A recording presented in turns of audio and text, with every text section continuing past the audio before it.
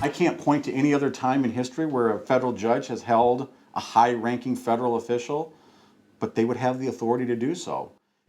A Mid-Michigan attorney says that is one option the courts have in trying to enforce its orders in a high-profile deportation case, jailing government officials. We begin tonight with a case of the man who was wrongfully deported and sent to an El Salvador prison, as it is still at a stalemate. The courts say he should be returned to the U.S., while the Trump administration is balking at his return. Let's get right to ABC 12's Terry Camp now. And Terry, this local attorney says this is a true constitutional crisis.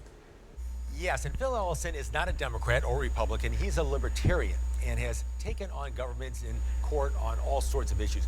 But he believes this deportation standoff is how nations begin to fall apart. Courts are supposed to be the check on, basically defending the rights of citizens against the overreach by other branches.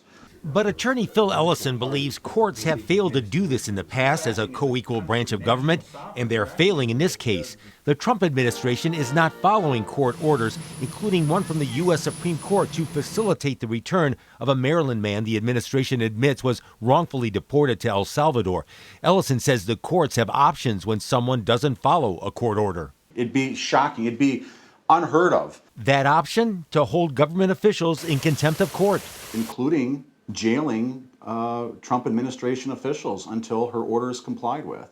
But it's a very politically sensitive thing to start jailing the Secretary of State or the Secretary of Homeland Security or the U.S. Attorney General because they're not complying with the federal judge's order. While it might not come to that in this deportation case, Ellison says it happens in others. If you or I have violated a court order, we'd likely be spending some time in jail. There's no exception for being a higher government official.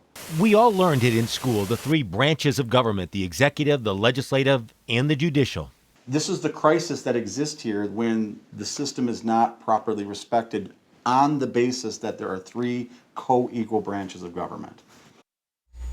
Now, there was a hearing today on the matter, and the federal district judge rejected the government's argument that facilitating the return of the man only means removing domestic obstacles. She said she would issue an order that expands the definition of facilitate.